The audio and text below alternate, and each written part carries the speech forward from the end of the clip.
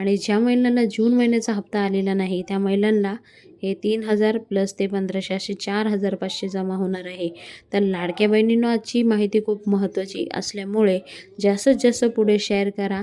आणि जे बाहेर अफवा पसरत आहे की तुम्हाला KYC करायला लागेल, फलाना करायला लागेल, ढिगणं करायला लागेल, तर तसं काहीच करायचं नाही आहे. तसं काहीच करायची वेळ येणार नाही. तुमच्या अकाउंटमध्ये डायरेक्ट पैसे येतील. आणि त्या अगोदर तुम्ही एक गोष्ट फक्त करा की तुमचे जे आधार आहे बँक संग ते लिंक आहे की नाही, एकदा आधार स्टेटसमध्ये जाऊन चेक करा. त्यामध्ये कोणती बँक शो करते ते बघा. कारण काही काही महिलांचं असं आहे, स्टार्टिंगला एक वेगळी बँक दाखवली आहे आणि परत पैसे आले नाही, चेक केलं तर दुसरी बँक दाखवली. तर त्यामुळे हे एकदा क्रॉस व्हेरिफिकेशन करू शकता तुम्ही घरी.